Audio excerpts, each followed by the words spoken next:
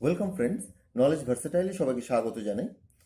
আজ আমরা transitive and intransitive verb নিয়ে আলোচনা করব, অর্থাৎ সকর্মক ক্রিয়া এবং অকর্মক ক্রিয়া। একটু বুঝিয়ে বলি।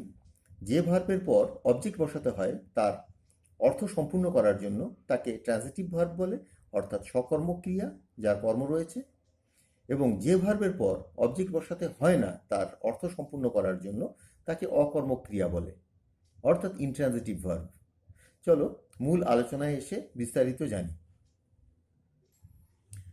ট্রান্সিটিভ অ্যান্ড ইনট্রান্সিটিভ ভার্ব এর বাংলাটা মনে রাখবে সকর্মক ক্রিয়া, অর্থাৎ যেই ভার্বের কর্ম থাকে, যেই ভার্বের পর কর্ম অর্থাৎ অবজেক্ট বসাতে হয়। এবং ইনট্রান্সিটিভ ভার্ব যে ভার্বের পর কর্ম অর্থাৎ অবজেক্ট বসাতে হয় না, প্রয়োজন পড়ে না, অন্য কথায় হয়তো বসানোই যায় না অবজেক্ট, তো তাকে ইনট্রান্সিটিভ ভার্ব বলে। তো অর্থটা মনে রাখবে, ট্রান্সিটিভ ভার্বের পর অর্থ সম্পূর্ণ করার জন্য অবজেক্ট বসাতে হয়, অবজেক্ট কথার অর্থ কর্ম। এবং ইনট্রান্সিটিভ ভার্বের পর কর্ম বসাতে হয় না সেই ভার্বের অর্থ সম্পূর্ণ করার জন্য। আমরা প্রথমে ট্রান্সিটিভ ভার্ব অর্থাৎ সকর্মক ক্রিয়া নিয়ে আলোচনা করব। ক্রিয়া হচ্ছে ভার্ব। ক্রিয়ার কাজ সম্পূর্ণ করার জন্য যখন অবজেক্টের প্রয়োজন পড়ে তখন সেই ক্রিয়াকে ট্রান্সিটিভ ভার্ব বলে। এক্সাম্পল দেখো, হি ইজ ইটিং রাইস। এখানে সে ভাত খাচ্ছে। যদি বলা হয় হি ইজ ইটিং, সে খাচ্ছে, তার এই ইটিংয়ের কি খাচ্ছে সেটা সেই অর্থটা পরিষ্কার হয় না, সেজন্য রাইসটা বসাতে হয়। অবজেক্ট রূপে আমরা নাউন বা প্রোনাউনকেই বসাই। তো এখানে ইটিং হচ্ছে ট্রান্সিটিভ ভার্ব, কারণ এই ইটের পরে তার অর্থ সম্পূর্ণ করার জন্য আমাদের এই রাইস বা অবজেক্ট একটা বসাতে হলো। আরেকটা এক্সাম্পল, আই প্লে ফুটবল। আমি খেলি কি খেলি সেটা বলা নেই, সেটা যদি বলতে হয় তবে ফুটবলটা বলতে হবে, ক্রিকেট বলতে হবে, কোনো একটা অবজেক্টের প্রয়োজন পড়বে। তো যেহেতু এই অবজেক্টের প্রয়োজন পড়ছে, তো সেহেতু প্লে এই শব্দটি, এই ভার্বটি হচ্ছে ট্রান্সিটিভ ভার্ব। আমরা বুঝতে পারলাম। এরকম যদি আমরা আরও কিছু এক্সাম্পল গ্রহণ করি যেগুলো এখানে লেখা নেই। মনে করো, I write a letter. I right, আমি লিখি, কি লিখি সেটা বলা নেই, যদি পরিষ্কার করতে হয় তবে বলতে হবে I write a letter. He is singing a song বা হি সিংস এ সং, সে একটি গান গায়। I draw a picture. Singh, draw এগুলো সবই ট্রান্সিটিভ ভার্ব। অবজেক্ট হচ্ছে নাউন বা প্রোনাউন। ভার্বের পর এই নাউন বা প্রোনাউনের মাঝে কোনো প্রিপোজিশনের ব্যবহার হয় না। যদি কোনো সময় হয়ে থাকে তবে বুঝতে হবে যে সেটা ফ্রেজাল ভার্বের অঙ্গ, সেটা ভার্বের অঙ্গ হিসাবে ব্যবহার হয়েছে। আর যদি ব্যবহার হয়ে থাকে তা বুঝতে হবে যে সেই ভার্বটি ইনট্রান্সিটিভ ভার্ব। অর্থাৎ এখন সোজা এতটুকুই মনে রাখো যে ভার্ব তার অর্থ সম্পূর্ণ করার জন্য তার পরে যে অবজেক্ট গ্রহণ করে নাউন বা প্রোনাউন রূপে, নাউন কথার অর্থ যে কোনো নাম, প্রোনাউন কোনো ব্যক্তি বস্তুর ইত্যাদির পরিবর্তে যেটা বসে, তখন তাকে ট্রান্সিটিভ ভার্ব বলে। এখানে আমরা উদাহরণ দেখলাম, আরও বললাম, যেমন আই রাইট এ লেটার, রাইটটা হচ্ছে ট্রান্সিটিভ ভার্ব। আর মনে রাখবে এই ট্রান্সিটিভ ভার্বেরই প্যাসিভ ভয়েস হয় সাধারণত, অর্থাৎ আমরা যে ভয়েস চেঞ্জ করি সেক্ষেত্রে আমাদের প্রথম কাজটাই হয় যে অবজেক্টকে, অ্যাক্টিভ ভয়েসের অবজেক্টকে প্যাসিভ ভয়েসের সাবজেক্ট করতে হয়, আর প্যাসিভ ভয়েসের সাবজেক্টকে অ্যাক্টিভ ভয়েসের অবজেক্ট করতে হয়, অর্থাৎ সাবজেক্ট অবজেক্টের স্থান পরিবর্তন করতে হয়। তো সেই জিনিসটা এই ট্রান্সিটিভ ভার্বের ক্ষেত্রেই সম্ভব। কিছু ব্যতিক্রম রয়েছে। তো মনে রাখবে যে তোমরা যে অ্যাক্টিভ এবং প্যাসিভ করো সেটা মূলত ট্রান্সিটিভ ভার্বের উপরেই প্রয়োগটা হয়, অর্থাৎ বাচ্য পরিবর্তন। এবার আমরা অবজেক্ট নিয়ে আলোচনা হচ্ছে, অবজেক্ট নিয়ে একটু সামান্য বক্তব্য এখানে দিয়ে রাখছি। অবজেক্ট হচ্ছে ক্রিয়াকে, যে ভার্বটা রয়েছে, আমি একটু আগে যখন বোঝাচ্ছিলাম তখনই বলে দিলাম। যেমন ধরো, হি ইজ ইটিং রাইস, যে সে খাচ্ছে। যদি কি দিয়ে প্রশ্ন করি কি খাচ্ছে, তো উত্তরটা আসবে রাইস। অর্থাৎ কি দিয়ে যদি প্রশ্ন করা হয়, ক্রিয়াকে হুম, যদি এখানে কোনো ব্যক্তি থাকতো তবে হুমের ব্যাপার আসতো। হুম কথার অর্থটা মনে রাখবে। হুম কথার অর্থ হচ্ছে কাকে বা কাদেরকে। সিঙ্গুলার যদি হয় তবে হবে কাকে, এবং প্লুরাল যদি হয় তবে হবে কাদেরকে। আর হোয়াট হচ্ছে কি, সিঙ্গুলার, এবং প্লুরাল হলে হবে কি কি। তো এই দুটো দিয়ে যদি প্রশ্ন করা হয় ক্রিয়াকে, তবে যে উত্তরটা পাওয়া যাবে সেটাই হচ্ছে অবজেক্ট। এই যে ক্রিয়াকে হুম বা হোয়াট দিয়ে প্রশ্ন করলে যে উত্তর পাওয়া যায় সেটিই অবজেক্ট। যেমন ধরো এখানে আই প্লে ফুটবল, প্লে খেলি, তুমি কি খেলো, কি খেলো, উত্তরটা কি আসবে, ফুটবল, তাহলে ফুটবল অবজেক্ট। ধরো আমি তাদেরকে দেখি, আই সি দেম, আমি তাদেরকে দেখি, তুমি কাদেরকে দেখো, whom do you C, answer আসবে তাদেরকে, দেম। তো এখানে দেম হবে অবজেক্ট। তো তোমরা মনে রাখবে ভার্বকে হুম বা হোয়াট দিয়ে প্রশ্ন করলে যে উত্তর পাওয়া যাবে সেটাই অবজেক্ট। এটা যেন মনে থাকে, তবে আর তোমাদের অবজেক্ট নিয়ে কোনো সমস্যা থাকবে না। এবার অবজেক্টের দুটো ভাগ হয়, একটা হচ্ছে ডিরেক্ট অবজেক্ট, একটা হচ্ছে ইনডিরেক্ট অবজেক্ট। অনেক সময় এরকম থাকে, যেমন হি gave me a book, he gave me, আমাকে একটি বই দিয়েছিল। এখানে মিও একটা অবজেক্ট, এ বুকও একটা অবজেক্ট, মানে দুটো অবজেক্ট আছে। তো একটা হচ্ছে ডাইরেক্ট, একটা হচ্ছে ইনডাইরেক্ট। দেখো ডাইরেক্ট অবজেক্ট হলো সাধারণত কোনো বস্তুকে আমরা ডাইরেক্ট অবজেক্ট বলি। আরেকটা জিনিস মনে রাখবে, যখন অবজেক্টের জায়গায় কোনো ব্যক্তি থাকলে সেটা কিন্তু ইনডাইরেক্ট অবজেক্টে চলে আসবে। ব্যক্তি বলতে আমরা উদাহরণে এখনই আলোচনা করছি। এই উদাহরণটা দেখে নিই আগে। আই বট এ পেন, আমি একটা কলম কিনেছিলাম। এখানে পেনটা যেহেতু একটা অবজেক্ট, এটাকে ডাইরেক্ট অবজেক্ট বলবে। হি গেভ মি এ বুক, সে আমাকে একটি বই দিয়েছিল। সাধারণত দুটো অবজেক্ট থাকলে তখনই ডাইরেক্ট ইনডাইরেক্টের প্রশ্নটা আসে। হি গেভ মি এ বুক, এখানে বুক যেটা, এটা একটা বস্তু, এটা হচ্ছে তোমার direct object. I draw a picture, a picture যেটা, এই পিকচারটা হচ্ছে ডাইরেক্ট অবজেক্ট। এবার আসছি ইনডাইরেক্ট অবজেক্টে। ইনডাইরেক্ট অবজেক্ট হলো কোনো প্রাণী বা ব্যক্তি, মূলত কোনো ব্যক্তি। যেমন আই নো হিম, এই হিমটা হচ্ছে ইনডাইরেক্ট অবজেক্ট। দে স মি, সে আমাকে দেখেছিল, এটা হচ্ছে তোমার ইনডাইরেক্ট অবজেক্ট।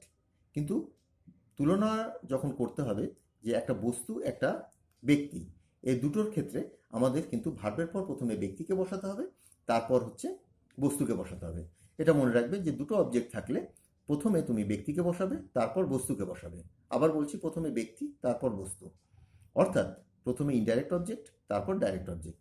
এই যেখানে এক্সাম্পলটা দেখো, উই গেভ দেম এ বল, আমরা তাদেরকে একটি বল দিয়েছিলাম। তো we gave a ball them এরকম হয় না, সেটা কিভাবে হয় একটু পরে আলোচনা করছি।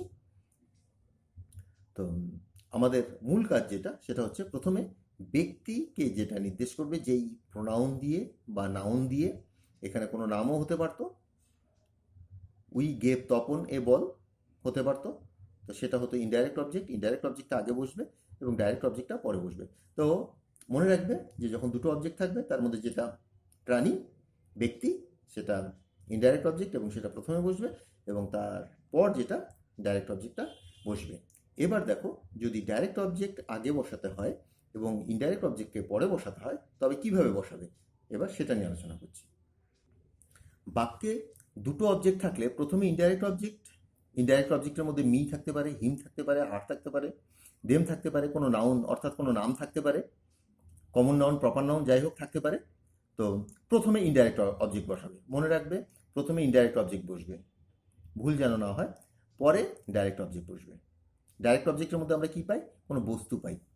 যেমন আর he gave me a book, he gave মিটা হচ্ছে ব্যক্তি, আর এই বুকটা বস্তু। আমরা ইতিমধ্যে উদাহরণগুলো দেখেছি।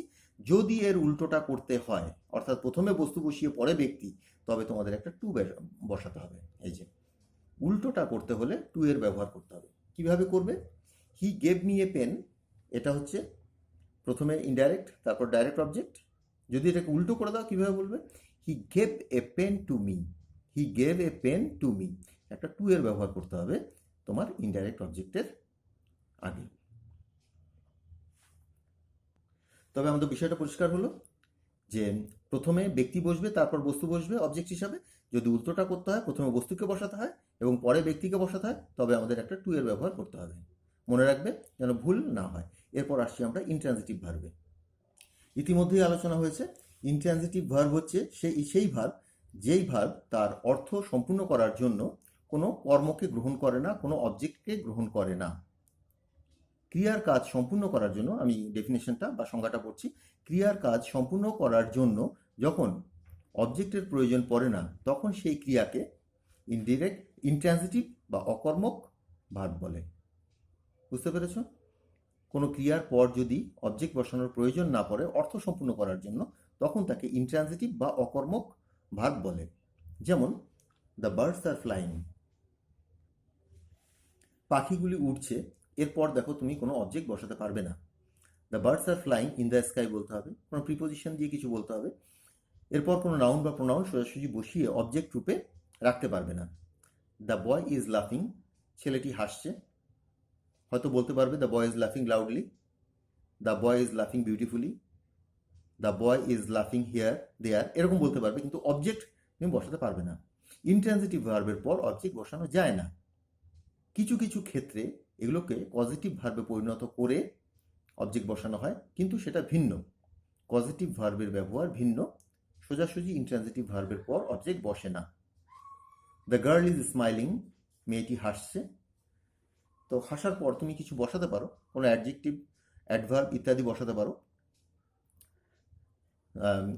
The girl is smiling beautifully, adverb, the girl is smiling in her room, তো এইভাবে তুমি ব্যবহার করতে পারো, কিন্তু কোনো অবজেক্ট বসাতে পারবে না নাউন বা প্রোনাউন রূপে। হোয়াই আর ইউ উইপিং, তুমি কাঁদছো কেন? তুমি কাঁদছো কেন? দ্য ওল্ড ম্যান ইজ কাফিং, বৃদ্ধ মানুষটি কাশছে। প্রত্যেকটা ক্ষেত্রেই দেখো যে ভার্বের পর কোনো অবজেক্ট নেই, তা সত্ত্বেও এই সেন্টেন্সগুলো সম্পূর্ণ অর্থ প্রকাশ করছে। যদি কিছু বসাতে হয় সেগুলো প্রিপোজিশন দিয়ে বসাতে হবে, আর নয়তো অ্যাডভার্ব বসাতে হবে। তো এগুলোকেই বলে ইনট্রানজিটিভ ভার্ব।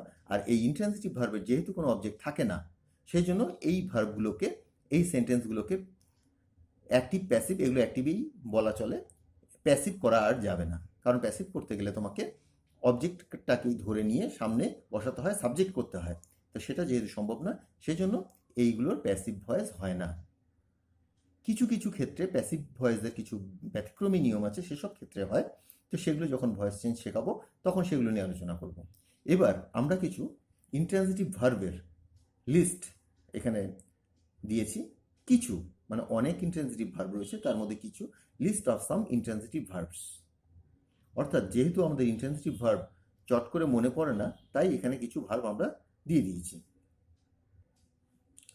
অ্যারাইভ, এসে পৌঁছানো, এক, যন্ত্রণা করা, ব্যথা করা, ব্লিড, রক্তপাত, বিলং বা বিলং টু, অধিকারভুক্ত হওয়া, ব্লাশ, লজ্জায় লাল হওয়া, ক্রাই, চিৎকার করা, কান্না করা, সিজ, থেমে যাওয়া, কোল্যাপস, ভেঙে পড়া, ডিকে, ক্ষয়ে যাওয়া, ডিপার্ট, প্রস্থান করা, ডাই, মারা যাওয়া, ডেটেরিওরেট, অবনতি হওয়া, ডিসঅ্যাপিয়ার, অদৃশ্য হওয়া, ডজ, ঝিমানো, এক্সিস্ট, অস্তিত্ব রক্ষা করা, ইরাপ্ট, বিস্ফোরণ ঘটা, এক্সপায়ার, পরলোক গমন করা, ফল, পতিত হওয়া, ফ্লারিশ, বিকাশ লাভ করা, হ্যাপেন, কিছু ঘটা, হেজিটেট, ইতস্তত করা, ইচ, চুলকানো, অকার, ঘটা, প্রসপার, উন্নতি করা, রিসিড, সরে যাওয়া, রাইজ, উদিত হওয়া, রোর, গর্জন করা, শাইন, চকচক করা, স্লিপ, ঘুমোনো, স্নোর, নাক ডাকা। আমরা কিছু ইনট্রানজিটিভ ভার্ব পেলাম, তোমরা দেখো এই ভার্বগুলো দিয়ে সেন্টেন্স তৈরি করো। যেমন দ্য ফগ ডিসঅ্যাপিয়ার, অর্থাৎ কুয়াশা কেটে গেল। দ্য ম্যান ইজ ডজিং, মানুষটি ঝিমাচ্ছে। ভোলকানো ইরাপ্টস, আগ্নেয়গিরি বিস্ফোরণ ঘটছে। দ্য ফোন এক্সপায়ার্স, ফোনটি মৃত হয়েছে, কথার অর্থ হচ্ছে তার সময় চলে গেছে। The man dies. তো এইভাবে তোমরা এই ভার্বগুলোর যখন ব্যবহার করবে দেখবে the train arrives in time, যে এই ভার্বগুলোর যখন ব্যবহার করবে তখন দেখবে যে এরপর আর কোনো অবজেক্ট বসানোর প্রয়োজন পড়ছে না, এবং তোমার অবজেক্ট বসাতে পারছো না। এরপর প্রয়োজনে অ্যাডভার্ব বসাতে হচ্ছে, বা ইন দিয়ে, ইন বলতে কোনো প্রিপোজিশন দিয়ে বাক্যটাকে আরও এগিয়ে নিয়ে যেতে হচ্ছে। তো এগুলোকেই বলে ইন্ট্রানজিটিভ ভার্ব। এবং এছাড়া আরও অনেক ইন্ট্রানজিটিভ ভার্ব আছে, তোমরা সেগুলোকে ব্যবহার করবে, কালেক্ট করবে এবং ব্যবহার করে দেখবে যে সেগুলো কীভাবে ইন্ট্রানজিটিভ। পরবর্তীতে আসছি, ইন্ট্রানজিটিভ ভার্বকে পজিটিভ সেন্সে ট্রানজিটিভ ভার্ব হিসাবে ব্যবহার করা হয়। কিছু কিছু ক্ষেত্রে আমি একটু আগে বলেছিলাম যে ইন্ট্রানজিটিভ ভার্বকে সোজাসুজি ট্রানজিটিভ রূপে ব্যবহার করা যায় না। কিছু কিছু ক্ষেত্রে পজিটিভ অর্থাৎ কারণ ঘটানো, হ্যাঁ, কিছু করা, কিছু করিয়ে নেওয়া, এই যে কিছু করিয়ে নেওয়া, এই সেন্সে কিছু কিছু ক্ষেত্রে ইন্ট্রানজিটিভ ভার্বকে ট্রানজিটিভের মতো ব্যবহার করা যায়। তার দু একটা এক্সাম্পল দেখো। Birds fly in the sky, আমরা জানি ফ্লাই হচ্ছে ইন্ট্রানজিটিভ ভার্ব, কারণ ফ্লাই এর পরে কিছু বসানো যায় না, অবজেক্ট রূপে কিছু বসানো যায় না। কিন্তু পাখিরা ওড়ে, কিন্তু যদি ওড়ানো কথাটা হয় তবে কি হবে? বয়েজ ফ্লাই দেয়ার কাইটস। এখানে দেখো ফ্লাইয়ের পর দেয়ার কাইটস অবজেক্ট বসলো, এখানে ফ্লাইয়ের কিন্তু অর্থটাও বদলে গেছে। বালকেরা ওড়ায়, এখানে ছিল ওড়ে, ওড়ে ওড়ায়, দুটোর অর্থও বদলে গেছে। তো সেইভাবে পজিটিভ সেন্সে কিন্তু কিছু কিছু ক্ষেত্রে এই ইন্ট্রানজিটিভ ভার্বকে ট্রানজিটিভ রূপে ব্যবহার করা যায়। দ্য হর্স ওয়াক্স, ঘোড়াটি হাঁটে। হি ওয়াক্স দ্য হর্স, সে ঘোড়াটিকে হাঁটায়। ধরো ওয়াটার বয়েলস, জল ফোটে, ওর পর কিন্তু কিছু বসানো যায় না অবজেক্ট রূপে, কিন্তু আই বয়েল ওয়াটার, আমি জল ফোটাই, জল ফোটে এবং জল ফোটানো হয়, তো আমি জল ফোটাই। তো এইভাবে পজিটিভ সেন্সে ইন্ট্রানজিটিভ ভার্বকে কিছু ক্ষেত্রে ট্রানজিটিভ রূপে ব্যবহার করা যায়। এরপর আসছি কগনেট অবজেক্ট নিয়ে। এই কগনেট অবজেক্ট অর্থাৎ সমধাতুজ কর্ম, অর্থাৎ যা ভার্ব তাই অবজেক্ট। তো সেটা নিয়ে পরবর্তীতে একটা আলাদা আলোচনা করব। আজ ইন্ট্রানজিটিভ ভার্ব রূপে কিছু ভার্ব অবজেক্ট গ্রহণ করে, তো সেটা দেখানোর জন্য কগনেট অবজেক্টকে এখানে সামান্য একটু আলোচনা করতে হয়েছে। অর্থাৎ কিছু ইন্ট্রানজিটিভ ভার্ব, সেগুলো যে ভার্ব অবজেক্টকে গ্রহণ করে সেগুলো বাস্তবে কোনো অবজেক্ট নয়, সেগুলো হচ্ছে কগনেট অবজেক্ট। দেখো কি সেগুলো? কিছু ইন্ট্রানজিটিভ ভার্ব সেই ভার্বের অনুরূপ বা সমরূপ অবজেক্ট গ্রহণ করে, তাকে কগনেট অবজেক্ট বলে। এক্সাম্পলে বুঝতে পারবে, I slept a sound sleep, আমি দারুণ ঘুম ঘুমিয়েছিলাম। এই যে দারুণ ঘুম ঘুমিয়েছিলাম, এখানে খেয়াল করে দেখো অবজেক্টে আছে স্লিপ আর এখানে ভার্বে আছে স্লেপ্ট, অর্থাৎ দুটো একই জিনিস। হি ফট এ ফাইট, সে একটা যুদ্ধ লড়েছিল, সে একটা যুদ্ধ লড়েছিল। এখানে দেখো এখানে ফট অর্থাৎ ফাইটের পাস্ট টেন্স রয়েছে, এখানেও ফাইট রয়েছে। সে একটা দৌড় দৌড়েছিল, হি র্যান এ রেস, এখানে ভার্বে যা আছে অবজেক্টও তাই আছে। অবজেক্ট এবং ভার্ব যখন একই থাকে, একই জায়গা থেকে উৎপত্তি হয়, তখন তাকে সমধাতুজ কর্ম বলে বা কগনেট অবজেক্ট বলে। তো এই আমরা দেখলাম ট্রানজিটিভ এবং ইন্ট্রানজিটিভ ভার্বের আলোচনা, তার সাথে অবজেক্টের যে বিভিন্ন রূপ সেগুলো। আমরা পরবর্তীতে অবজেক্ট নিয়ে আরও আলোচনা করব এবং সেক্ষেত্রে কগনেট অবজেক্ট আবার আলোচিত হবে। তো আজকের আলোচনা যেটা ট্রানজিটিভ ভার্ব এবং ইন্ট্রানজিটিভ ভার্ব নিয়ে ছিল, অর্থাৎ যে ভার্বের পর আমাদের অর্থ সম্পূর্ণ করার জন্য কর্ম অর্থাৎ অবজেক্ট বসাতে হয় তাকে বলে ট্রানজিটিভ ভার্ব, এবং যে ভার্বের পর অবজেক্ট বসাতে হয় না অর্থ সম্পূর্ণ করার জন্য, প্রয়োজন পড়ে না, তাকে বলে ইন্ট্রানজিটিভ ভার্ব। তো আজকের আলোচনাটা এখানেই শেষ করছি। আমার পূর্ববর্তী ভিডিওর লিঙ্ক তোমরা নিচে ডেসক্রিপশনে পেয়ে যাবে, তোমরা প্রয়োজনে কমেন্ট করবে। আজকে এখানে বিদায় জানাচ্ছি, সবাই ভালো থেকো, বাই।